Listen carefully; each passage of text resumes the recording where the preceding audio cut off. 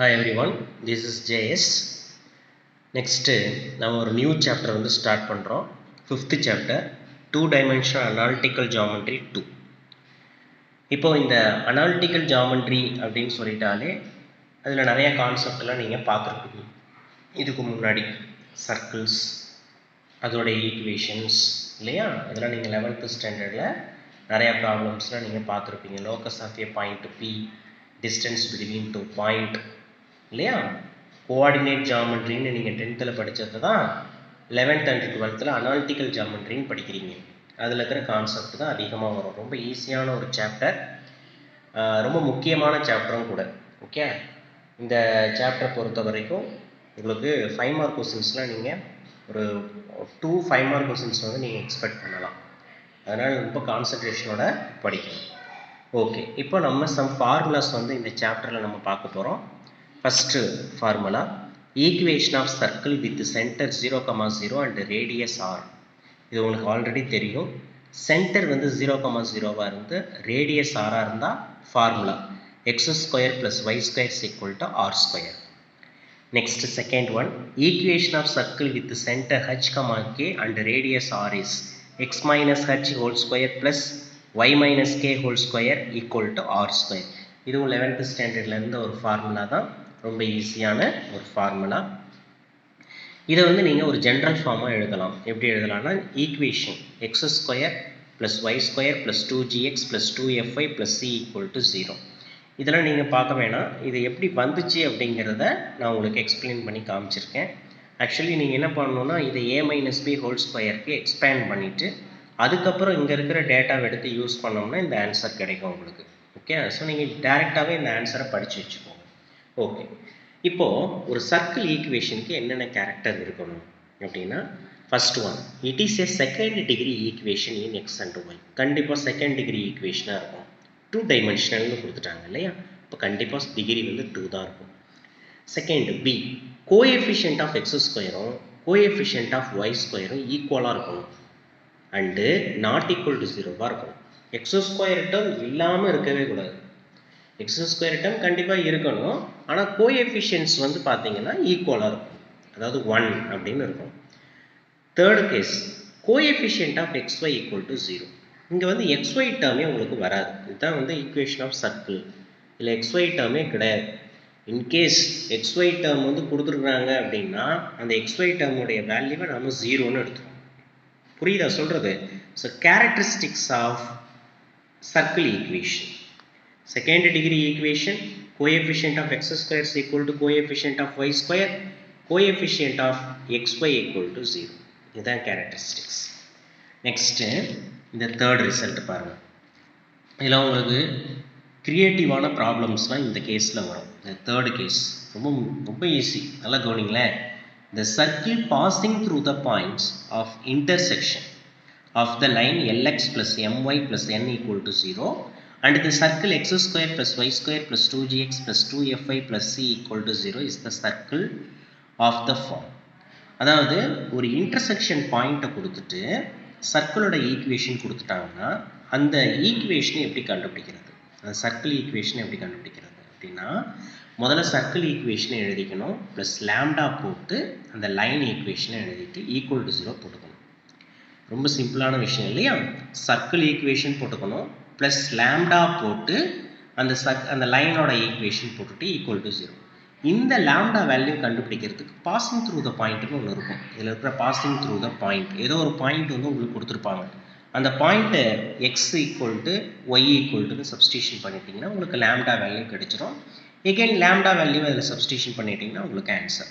Problem பார்க்கும்போது இன்னும் ரொம்ப ஈஸியாக இருக்கும். Okay, next fourth result, the equation of circle with the x1, y1 and x2, y2 as extremities of one of the diameters of the circle is. அதாவது ஒரு circle இருக்குது, அந்த சர்க்கிளுடைய end point வந்து கொடுத்துட்டாங்க, டயாமீட்டருடைய எண்டு பாயிண்ட். இப்போ இதான் டயாமீட்டர்னா இந்த டயாமீட்டருடைய end point வந்து x1, y1, இந்த பாயிண்ட் வந்து x2, y2 இப்படி கொடுத்துட்டாங்கன்னு வச்சுக்கோங்க. அதோட ஈக்குவேஷன் எப்படி கண்டுபிடிக்கிறது? x - x1 x - x2 plus y - y1 y - y2 = 0. Next இந்த ஃபோர்த் கேஸ் பாருங்கள்.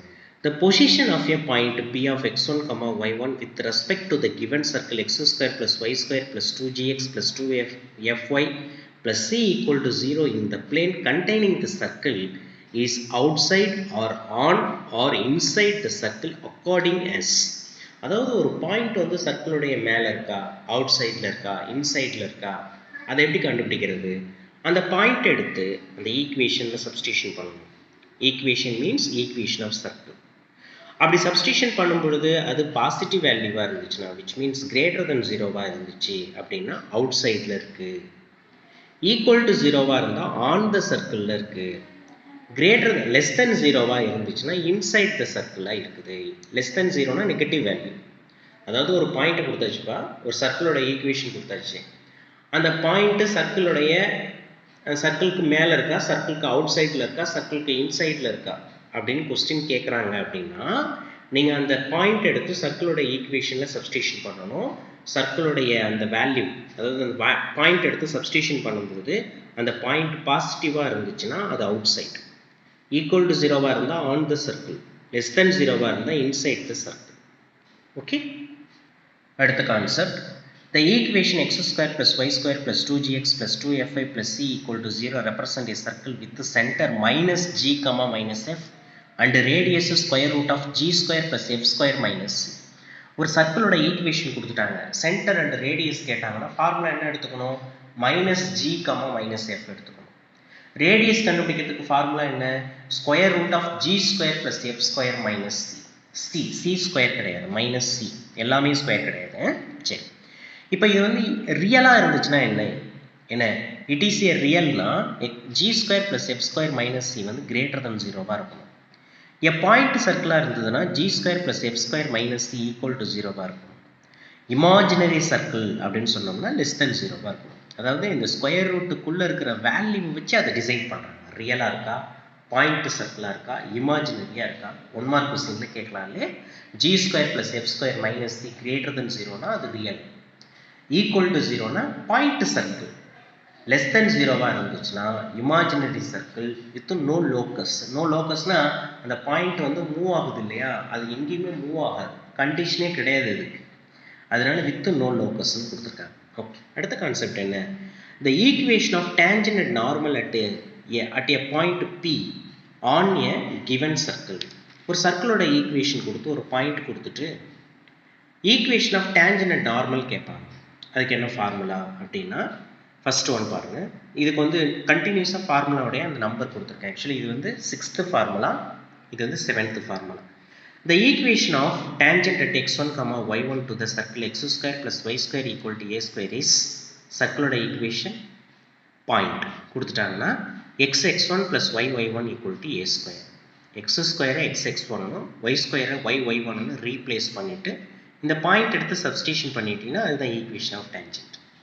ஈக்குவேஷன் ஆஃப் நார்மல் எப்படி கண்டுபிடிக்கிறது? xy1 minus yx1 equal to 0 மாற்றிடும். எக்ஸோட y1ஐயும் ஒய்யோட x1ஐயும் மல்டிப்ளை பண்ணி ஈக்குவல் டு 0ன்னு கொடுத்துட்டா அதுதான் ஈக்குவேஷன் ஆஃப் நார்மல். இந்த normal passes through the centre of the circle. ரொம்ப முக்கியமான கான்செப்ட். நார்மல் அப்படிங்கிறது ஈக்குவேஷன் இருக்கு இல்லையா, நார்மலுங்கிறது ஒரு ஈக்குவேஷன். ஓகே, அது வந்து ஒரு ஸ்ட்ரைட் லைனாக இருக்கும். அந்த ஸ்ட்ரைட் லைன் வந்து பார்த்தீங்கன்னா இந்த சர்க்கிளுடைய சென்டர் வழியாக பாஸ் பண்ணி போகும். The normal passes through the centre of the circle. Last formula. Condition for the line y equal to mx plus c to be a tangent to the circle x square plus y square is equal to a square and finding the point of contact. இப்போ ஒரு circle இருக்குப்பா, ஒரு circle கொடுத்துட்டாங்கன்னு வச்சுக்கோங்க. ஒரு circle இருக்குது, ஒரு சர்க்கிளுக்கு மேலே ஒரு பாயிண்ட், ஒரு ஸ்ட்ரைட் லைன் வந்துருக்கு. இந்த சர்க்கிளுக்கு இந்த லைன் வந்து டேஞ்சன்ட் லைன்னு ப்ரூஃப் பண்ணணும். இந்த சர்க்கிளுக்கு இந்த லைன் வந்து டேஞ்சன்ட். சர்க்கிளோட ஈக்குவேஷன் என்ன? X square plus Y square equal to A square, l x plus m y plus c equal to 0. அப்படி இல்லைன்னா a x plus b y plus c equal to 0. எதை வேணாலும் ஸ்ட்ரைட் லைனோட ஈக்குவேஷனாக எடுத்துக்கோங்க. இப்போ இந்த ஸ்ட்ரைட் லைன் இந்த சர்க்கிளுக்கு டேஞ்சன்ட்னு ப்ரூஃப் பண்ணுறதுக்கு ஒரு கண்டிஷன் இருக்குது. C square equal to A square of 1 plus M square. அவங்களே கொடுத்துட்டாங்க. இப்போ இந்த கண்டிஷன், ஒரு லைனோட ஈக்குவேஷன் வந்து Y equal to MX plus C. ஒரு ஸ்ட்ரைட் லைன் கொடுத்தாங்க இல்லையா, அந்த ஸ்ட்ரைட் லைனோட equation y equal to mx plus equation of circle X square plus Y square is equal to A square. அப்போ இதுக்கு condition C square is equal to A square of 1 plus M square. அப்போது இந்த சர்க்கிள்க்கும் கண்டிப்பாக ஒரு பாயிண்டில் வந்து அதை touch பண்ணியிருக்கோம் இல்லையா, அந்த பாயிண்ட்டை கண்டுபிடிக்கிறதுக்கு ஃபார்முலா பாருங்கள். இது ரெண்டில் எதை வேணாலும் நீங்கள் யூஸ் பண்ணிக்கலாம். minus am divided by square root of 1 plus m square, comma a divided by square root of 1 plus m square, or am divided by square root of 1 plus m square, comma minus a divided by square root of 1 plus m square. Okay, so இதில் இந்த first எக்ஸசைஸை பொறுத்த வரைக்கும் இந்த 10 ஃபார்முலாஸை base பண்ணி தான் எல்லா ப்ராப்ளமும் இருக்கும்.